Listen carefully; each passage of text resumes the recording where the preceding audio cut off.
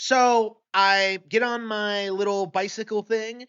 I put up my tablet. I start watching this movie, and instantly it's interesting to see that this movie does have a lot of redeeming qualities to it. Like it is very bleak. It's very dark. There's lots of intense sequences. Like on the surface level, it's really cool and badass. And I think that's like the main draw to it when I was a kid is like looking at this and seeing the characters in very real danger is very it's quite a lot different than what you normally see out of like this kind of thing. You know, this movie is rated G and it has lots of like really scary like scenes of characters getting pursued by predators that are going to eat them. It is kind of incredible like seeing a lot of these chase sequences and what's going on and all that.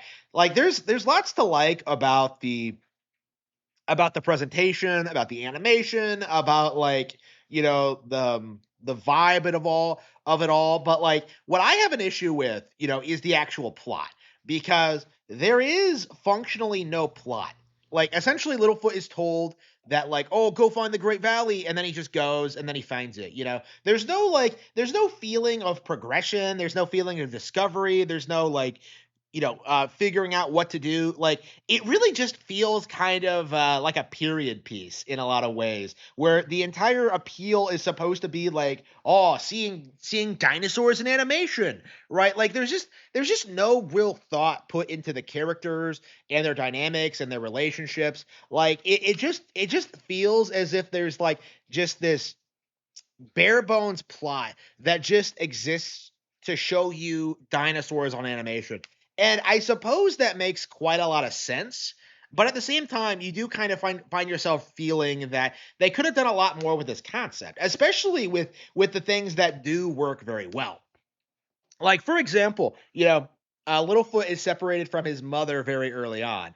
She gets into a fight with a T Rex, like an absolute beast, like wins the fight, and then dies following an earthquake, forcing Littlefoot to leave her behind. And it's this very sad scene. It's like one of the things that really stuck out to me when I first saw the film is like just how well presented it was, and just how much it like really emphasized how heartbreaking it was. But watching it again as an adult, you feel as if it's not nearly as well executed as the Lion King's equivalent, right? Because in the Lion King, you get like a lot of Simba's relationship with Mufasa, right? You see them interacting with each other. You see them like you see Mufasa teaching him life lessons. You see them like having all these little moments. Like in The Land Before Time, it basically just boils down to this idea that like we got to find the Great Valley, bro, because everything is shit. And it just feels kind of contrived. The entire concept of the Great Valley, like, oh, there's this place where plants still grow. Like, well, okay, but where is it? How do you know about it? Like, does it even exist? Like, Littlefoot even brings that up, is that like this place doesn't seem like it exists. And like his mom is like, she's like put on the spot and she has to make up some bullshit. Like, well, in my heart, I know it's real. Like come the fuck on. Like it's like, how do you know it's real? Like, I guess they're just migrating and like the Great Valley is just where the plants are right now. But I don't know. I just have this like I have this issue with the Great Valley as a concept, especially in the sequels. But some of the weird sequel wank, like some of the weird like sequel aspects aren't in this. Like the whole idea that the Great Valley is completely devoid of predators is not a thing in this one, which is awesome because that's always something that made no sense to me, like watching the sequels growing up. But anyway, so yeah, like the Great Valley is just this like giant Deus Ex Machina, that this perfect place that just kind of exists where you don't have to deal with like the stupid wastelands or like dangerous predators, and like, oh, all your family are totally there, bro. Like there's just it's just really strange. Like the way this plot is set up, where like all the kids are separated from their parents and they just kind of work together to go back to get to the Great Valley together. Like even though that like only Littlefoot knows anything about it and they just kind of follow him. Like there's no real character dynamics really. Like you have a cast of 5 characters, but like the only ones that have any semblance of personality really are Littlefoot and Sarah. And like Sarah's the one that kind of causes all the conflict. Like the entire plot revolves around her, honestly, about her like trying to overcome her prejudices and about how Littlefoot is a pretty cool dude and how her dad is a fucking racist and how she needs to defy him. Like, even back then, like they were pushing this kind of propaganda. But Sarah is just she's the most interesting character in this because she actually does things. She actually has like a unique dynamic with the other characters. And yet like she doesn't really evolve. Like her she just kind of does things spontaneously and you're just supposed to buy it that she's just kind of like there for them now and then she's not and then she's back again and it's just like why? Like it just feels almost as if it's very very very very forced and it just doesn't feel all that well executed. In general, it's really interesting watching this film because it came out before The Lion King and yet has like a lot of strong parallels to it, to the point where I'm pretty convinced that The Lion King creators were pretty influenced by it. Like you have like, the circle of life speech, you have like Littlefoot's mother in the clouds. You have like the whole like parent dying thing being a major plot point. Like it's interesting kind of seeing the parallels and realizing the Lion King like kind of grew and evolved them and made them better. This is something that like a lot of people who don't write fiction don't understand is that like, oh, well, this thing did it first, so that means it has to be better. No, like a lot of these concepts are taken and refined over time.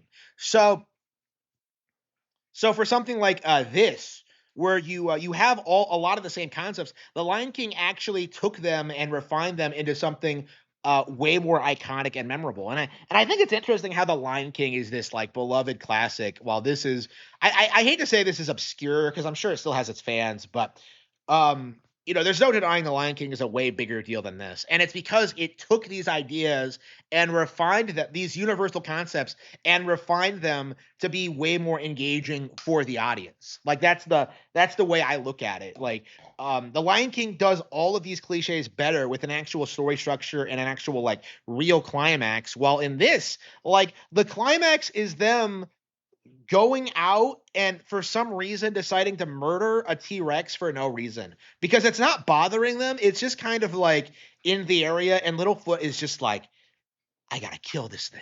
So like he takes his friend and makes her go up to the cave where it is and lure him down to this basin of deep water. And then like he and Spike are gonna push this rock on top of it and it's gonna die. And I'm just like, you're gonna risk your friend's life to kill a T-Rex? Like what are the chances of this working really? Like it just feels like weirdly sociopathic how Littlefoot like prioritizes like getting revenge for his mom more than like survival. Like I would have bought it if like all this had happened if like the T-Rex had jumped them and came after them and they did the rock thing like spontaneously, but instead they set it up. Instead like Littlefoot comes up with this like contrived scheme to just like drown this thing. Like he has scrawny arms, he can't swim. And it's just like kind of jumping to crazy conclusions there. Like I don't know, like, what they were thinking with, like, some of this. Like, watching this, I was just kind of, like, taken aback by it, and just how sociopathic it was. And like, the whole, like, character arc of, like, Pietri not being able to fly, that's resolved. Ducky and Spike don't even really do anything in the movie, which kinda surprised me. Like, the most Spike ever does is, like, help push over a rock, which, to why even have the character? Actually, in general, like Littlefoot's entire scheme revolved around him and Spike being able to push over the rock. And in the end, they can't. They have to have Sarah come over and help. So, like, Littlefoot, yeah, even if like Littlefoot's sociopathic plan worked, he wouldn't have been able to do it. It just feels like it just felt like super forced and super contrived. And like, the resolution of like, oh yeah, they just go to the Great Valley and all the things are like it reminds me of like, Plague Dogs, right? Where like the dogs are going around and like, oh yeah, there's this place called Dog Island where everything's great and like there are no problems and like everything's gonna work out, bro. And then they just die. They just swim out to the island. They swim out to sea trying to find it, and then and then they just drown. They just die. I feel like realistically, that's like I love that theme more than this. Like the entire idea that like, oh, there's some paradise out for you, bro. Like, no, like you cultivate paradise for yourself. And that's kind of my mindset looking at this. Looking at this movie is that like the characters don't do anything really. Like, they kill the T-Rex, but they don't really like grow as characters, develop, form stronger bonds with people, like with each other. They don't really survive either. Like, you see all these desolate wastelands and all these like dinosaurs just wandering around like starving clearly, and yet like nobody's dying of hunger. It's just very strange, seeing this, like how supposedly like there is no food and how everyone's struggling to survive, and yet like the characters like are perfectly fine. They don't seem any the worse for wear. Like it's just I I find it very, very strange, honestly. Like the this is the thing that kills the movie for me is that like the bleak nature of it doesn't match like the tone. Like, it's supposed to be about like these characters being like separated from the families and like in this really dangerous environment, and yet like they're acting very immaturely. Like they're not really stepping up. They're not really like developing. It just feels like it's a very immature story set in like a mature setting. It's like it's kind of like how 40 Warhammer 40K fans think their brand is dark because oh well 40 billion people died in this minor skirmish. Like nobody cares. You're just throwing around big numbers. It doesn't have any weight to it. It doesn't have any nuance. It's not engaging at all. Like it kind of reminds me of that, where like there's supposed to be this major struggle to survive, and yet there just isn't. Like it's very, very frustrating. I definitely was expecting a lot more. Um I'm very curious if like other Don Bluth films are like this, because I don't recall like really seeing a whole lot of the others. I think I saw a lot of the sequels actually. So I don't know. I'm not that familiar with the originals. So maybe going back and seeing them, I'll come away with more of an appreciation for them. But for this one, it's interesting, kind of coming away and not really liking it. I I feel as if like it could have been a lot better.